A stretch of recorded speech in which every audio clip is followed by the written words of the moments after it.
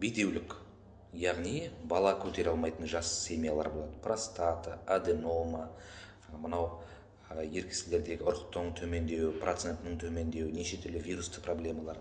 Әйел кісілерде де миома, киста, эрозия, эндометриоз, спаечный процесс, воспалительный процесстер.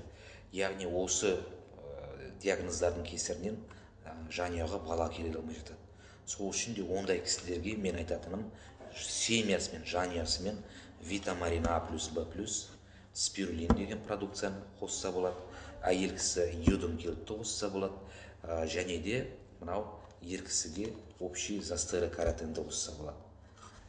Біз өзіміз қалай береміз? Бірінші витамарин А плюс өнімін бір шай қасық таңертең, әйел кісіге де, ер кісіге де таңертең 15 минут алдын бересіздер. Витамарин Б плюс өнімін кешке жатар кезде бір шай қасық ер кісіге де, әйел кісіге де жұбайымен қосып ішу керек. Бір шай қасықтан. Екінші продукция ол йодум келт. Бұл продукцияны да 2 таблет капсуладан күніне 2 мезгіл ішкізесіздер. Таңертең және кешке тамақпен бірге. Мынау продукцияны әйел кісіге.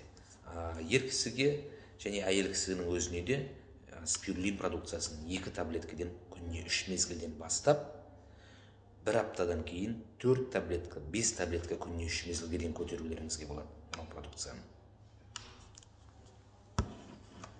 Және де бір шама уақыт өткеннен кейін витамарин А плюс Б плюс өнімін ішіп болғаннан кейін, 1-2 айдан кейін застыры-каротин өнімін қоссаңыздар болады. Бір шай қасықтан. Яғни менің айтайын дегенім, осы өнімдерді бірге жанұялық болып іше отырып, 1,5-2 литр, салмақ көп болса 2,5 литрге дейін су ішу керек. Міндетті түрде. Және де күніне 30 минут, яғни 10 мың шат таза ауада жаяу жүру керек.